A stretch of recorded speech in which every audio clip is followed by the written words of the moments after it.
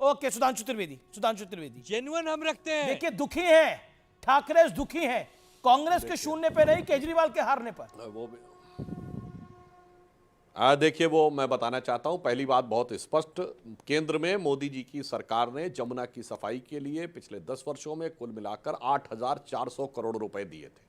और यह हमारे राष्ट्रीय अध्यक्ष नड्डा जी ने बाकायदा ट्वीट करके यह जानकारी दी थी। परंतु जो फंड को यूटिलाइज ही ना करना चाहे तो कैसे काम होगा। और अब चूंकि अब उनकी सरकार के अंदर किसी भी फाइल को रोकने की क्षमता नहीं है, उनके सिग्नेचर की ज़रूरत नहीं है, चूंकि वो इस समय एक तरीके से लेम डक गवर्नमेंट हैं, तो इसलिए अगर कोई निर्णय लेना था तो वो विस्तार से हो रहा था। इससे पहले तो फंड पे वो कुंडली मार कर बैठे रहते थे। और अगर दूसरी बात, केजरीवाल जी तो बहुत पढ़े लिखे हैं, तो उन्होंने आज तक एक बार भी नहीं बोला कि ये तो मेरे अधिकारी में नहीं है, सरकार नहीं बनी तो फंड कहां से आया? वो तो छाती ठोक ठोक कहते रहे मैं करूंगा मैं करूंगा मैं करूंगा, मगर अब जाके बचाओ। मगर आज जो आनंद दुबे जी ने कहा, मैं उसकी उनका दर्द भी समझ सकता हूं। वो दूल्हे की बात कह रहे हैं, इनके तो राज्य में जब महाविकास आघाड़ी को चुनाव लड़ना था तो उद्धव ठाकरे जी कहते रहे कि प्रोजेक्ट कर दो, प्रोजेक्ट कर दो। इनके गठबंधन वाले तो भैया वेडिंग कार्ड के ऊपर दूल्हे का नाम है छापने को तैयार नहीं थे। हम काहे कह दें कि आप रहेंगे, और वो प्रतीक्षा ही करते रह गए कि मेरा नाम छपेगा, चिट्ठी आएगी मेरे नाम की, मगर वो आई नहीं। तो इसलिए वो उनकी समस्या हम भली भांति समझ सकते हैं। और रही बात इसकी कि जिस प्रकार का महाराष्ट्र के चुनावों के बारे में बात कर रहे हैं, आनंद जी एक लाइन में बता दो, एक जो इलेक्शन को लेकर अनर्गल आरोप लगाए गए, कांग्रेस का शून्य आया और लगातार 6 बार शून्य आया है। उनको सांत्वना देने के लिए नहीं पूछे आनंद दुबे, सांत्वना देने के लिए पहुंचे अरविंद केजरीवाल को। यह भी गलत बात है। अरविंद केजरीवाल जी क्या आधा घंटे रहते, 10 मिनट तो राहुल जी के आ जाते। ओके, बोलिए सुधांशु त्रिवेदी। अमीश भाई, हाँ, मैं ये कह रहा हूं बिल्कुल, कि देखिए, जो महाराष्ट्र के चुनावों को लेके आरोप है, उसके बारे में तथ्यात्मक आधार पे बताया जा चुका है। 1 दर्जन ऐसी कॉन्स्टिट्यूएंसी गिनाई जा चुकी हैं जहां 20 से लेके 40,000 वोट ऐड हुए, और वो सब महाविकास आघाड़ी ने जीती। जिसमें नागपुर की 2 सीटें हैं, नागपुर नॉर्थ है, मुंबई नॉर्थ है, मालेगांव जैसी सीट जहां 40,000 वोट ऐड हुए, वहां भाजपा हारी है जनाब। तो इसलिए मैं कह रहा हूं, हारने के बाद इस ढंग से व्यवस्थाओं के बारे में आक्षेप नहीं करना चाहिए, आत्मावलोकन करना चाहिए। शिवसेना के सामने समस्या जानते क्या हुई? जी, बाकी पार्टियां हैं व्यक्तिगत, मतलब पर्सनल बेस्ड हैं, पर्सन इन्होंने बनाने का प्रयास किया, मगर वो कास्ट बेस्ड, रीजन बेस्ड हैं। ये आइडियोलॉजी बेस्ड थे।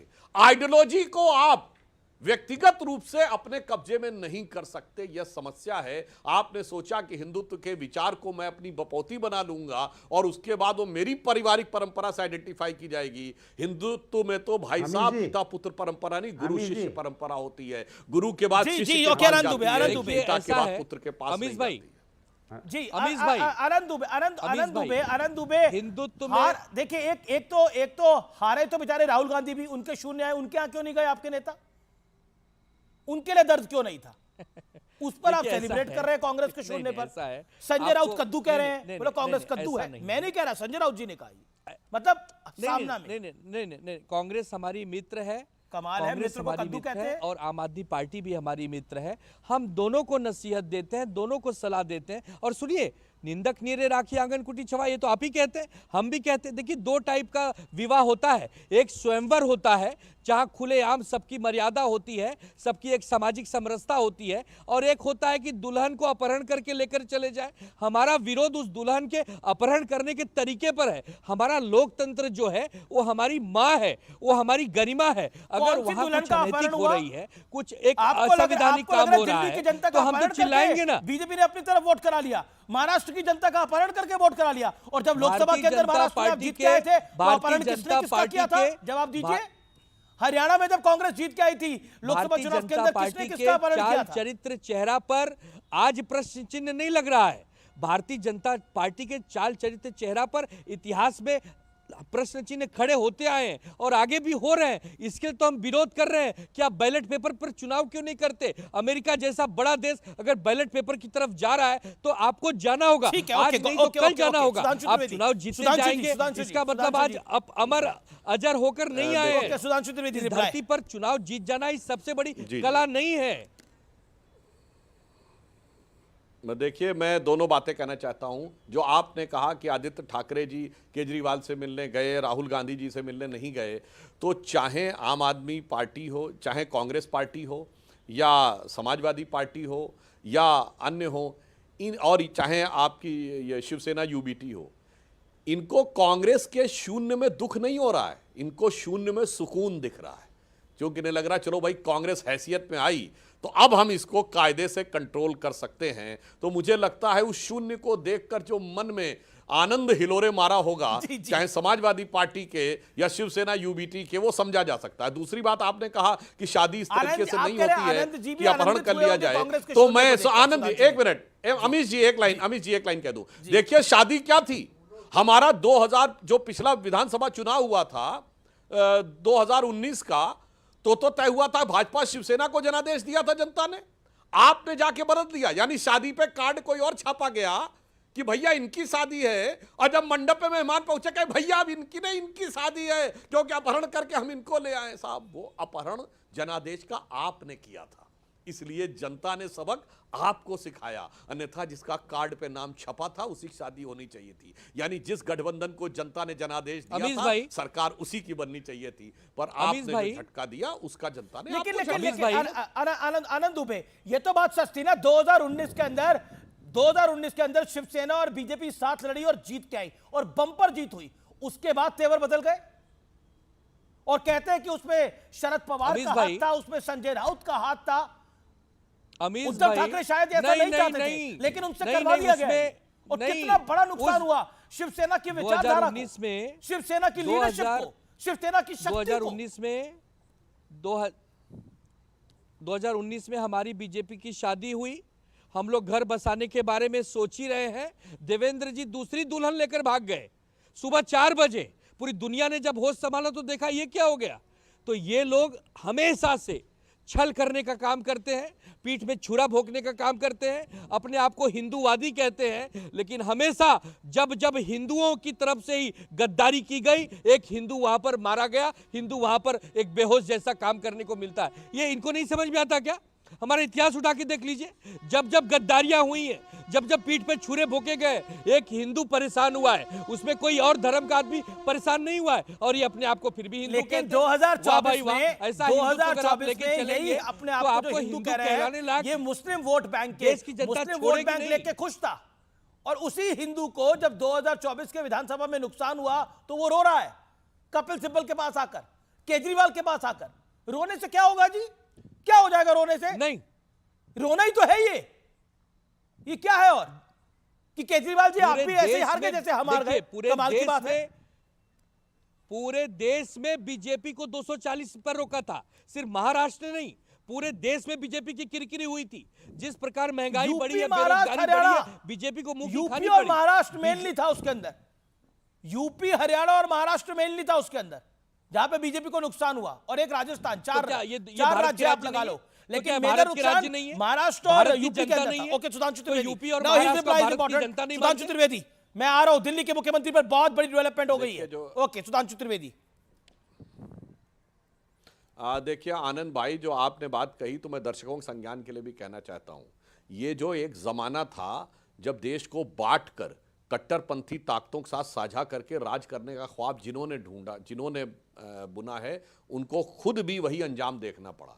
जब हम लोग पृथ्वीराज चौहान और जयचंद में बटे थे तो गोरी के हाथों कटे थे, मगर जब गोरी जीत गया तो उसने जयचंद को भी निपटा दिया, बचे वो भी नहीं। जिस समय मिर्जा राजा जयसिंह और छत्रपति शिवाजी महाराज के बीच में बटे थे तो औरंगजेब के हाथों कटे थे। तो मैं यही कहना चाह रहा हूं, आपको ये मुगालता हो गया था कि आप तो अब सर पूरी बात सुन लीजिए। अरे जिस समय शाहीन बाग का आंदोलन चल रहा था, सीए आंदोलन में, मुंबई में जब फ्री कश्मीर का पोस्टर लगा था तो संजय राउत जी उसकी व्याख्या ये कर रहे थे, ये तो फ्री इलेक्ट्रिसिटी, फ्री इंटरनेट के लिए है। ऐसी बचकानी बात कहने का प्रयास करना कि फ्री कश्मीर के नारे लगाने वाले वहां फ्री इंटरनेट के लिए कह रहे हैं, बस वहीं पे लोगों को समझ में आ गया था कि आपने किसके साथ हाथ मिलाया है। बड़ी खबर, बहुत बड़ी खबर, आपकी भी बहुत बड़ी खबर, ममता बनर्जी ने महाकुंभ को लेकर बहुत बड़ी स्टेटमेंट दी है। महाकुंभ को लेकर बहुत बड़ा बयान दिया है, विवादित बयान दिया है ममता बनर्जी ने। सिटिंग सीएम है बंगाल की ममता बनर्जी ने महाकुंभ को मृत्यु कुंभ बताया है, इंडिया अलायंस का हिस्सा है, उद्धव ठाकरे के साथ है, अरविंद केजरीवाल के साथ है, दिल्ली में भी अरविंद केजरीवाल का समर्थन किया था। अब बताइए, महाकुंभ मृत्यु कुंभ है? जवाब दीजिए इस बात का। आम आदमी पार्टी के विधायक साहब, अमीश भाई, महाकुंभ मृत्यु कुंभ है? हाँ,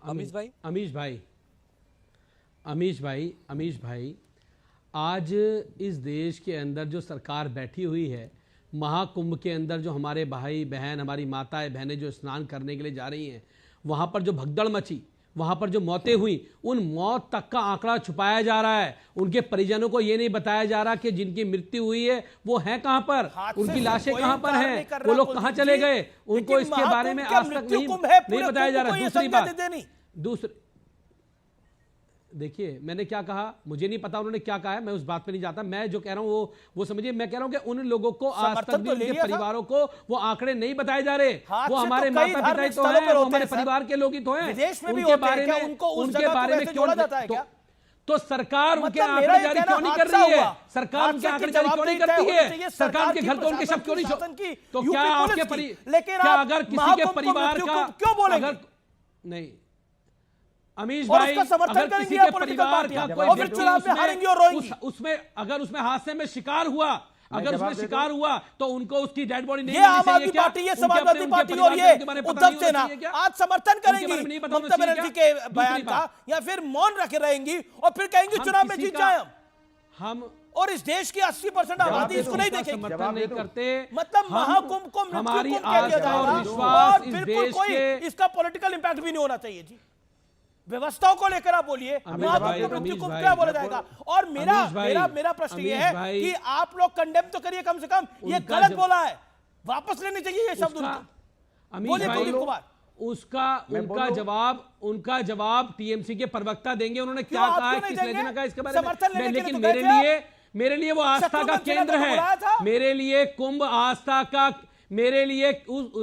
आस्था का केंद्र है, लेकिन वहां जिन लोगों की जानें गई, उनके परिवार को उनके बारे में पता होना चाहिए। नहीं, उनके परिवार के बारे में उनको पता होना चाहिए और गलत को गलत कहना चाहिए। क्यों गलत है? उनको उनके बारे में नहीं पता होना चाहिए, उनके परिवार को बिल्कुल जो हादसा हुआ वो बात सही है। बताइए क्यों नहीं मिलनी चाहिए उनकी लाशें? है ओके कुलदीप कुमार, उनके परिवार के लोगों को उसके आंकड़े क्यों नहीं होने चाहिए? सारे सेकुलर सूरमा चुप है इसके ऊपर, सारे सेकुलर सूरमा। हमें पता नहीं है, हमने सुना नहीं है, हमने देखा नहीं है। देखिए, हमारी आस्था का केंद्र है। अमीश जी महाकुंभ को मृत्यु कुंभ वो बोल रहे हैं जो हिंदू धर्म की मृत्यु का ख्वाब ही नहीं बुन रहे हैं, जो योजना बना रहे हैं। ये वो गठबंधन है जिसके दक्षिण भारत के सबसे बड़े सहयोगी डीएमके ने 2023 में बाकायदा विचार गोष्ठी आयोजित की थी, इरेडिकेशन ऑफ सनातन धर्म, यानी हिंदू धर्म का समूल नाश, और उसके बाद डेंगू, मलेरिया, HIV सब कुछ कहा था। फिर मैं बताना चाहता हूं, ये वो लोग हैं जिसने कोई रामचरितमानस फाड़ रहा था, कोई हिंदू धर्म के बारे में अपशब्द और बदतमीजी की बातें कह रहे थे, अनेक प्रकार के अपशब्दों का प्रयोग कर रहे थे। 2021 में अमेरिकन यूनिवर्सिटीज में उसी यूएस एड के माध्यम से कॉन्फ्रेंसेस हुई थी, जिसके बारे में अब डोनाल्ड ट्रंप ने कहा है कि भारत और बांग्लादेश में अनस्टेबल करना चाहते थे। कॉन्फ्रेंस किस बात पे हुई थी? डिसमेंटलिंग ग्लोबल हिंदुत्व, यानी हिंदुत्व का वैश्विक स्तर पर ध्वस्त करना। महाकुंभ को मृत्यु कुंभ कहने का समर्थन करते हैं आप? एक सेकंड 10 सेकंड। ये हिंदू धर्म की एकता की जो मृत्यु देखना चाहते थे, उनको हिंदू धर्म को टुकड़े टुकड़े में बांटने के अपने ख्वाब की मृत्यु होती दिख रही है, इसलिए मृत्यु कुंभ बोल रहे हैं। हो गया आपका ज्ञान प्रवचन, कितना सुनेंगे? रुकिए, बहुत प्रवचन दे दिया आपने, अब एक जवाब देके जाइएगा, भागेगा नहीं। सुधांशु जी चैलेंज कर रहा हूं, संजय निषाद ने क्या बोला था, आपके मंत्री हैं, कि ये छोटी घटनाएं हो जाती है 30 लोगों की मौत पे। क्या आपने हटाया उस व्यक्ति को? नहीं हटाया ना। हमारे श्रद्धालुओं की मौत को कह रहा है छोटी सी घटना, एक व्यक्ति की मौत होती है तो पूरा परिवार बर्बाद हो जाता है, और छोटी सी घटना बता रहा था, लेकिन आपने नहीं हटाया। ऐसे व्यक्ति पर आपका विचार क्या है? सुनिए जीतन मांझी, अरे सुनिए जीतन राम मांझी क्या कह रहे थे अभी, जब रेलवे स्टेशन पे मौत हुई, नई दिल्ली रेलवे स्टेशन भगदड़ में, कह रहे थे वहां पे क्यों गए थे? बड़ी खबर ब्रेक के बाद लेके आ रहा हूं। दिल्ली में मुख्यमंत्री चेहरा कौन हो सकता है? हमारे पास खबर आ गई है, ये बड़ी खबर है और वो चेहरा हमारे स्टूडियो में हो सकता है ब्रेक के बाद।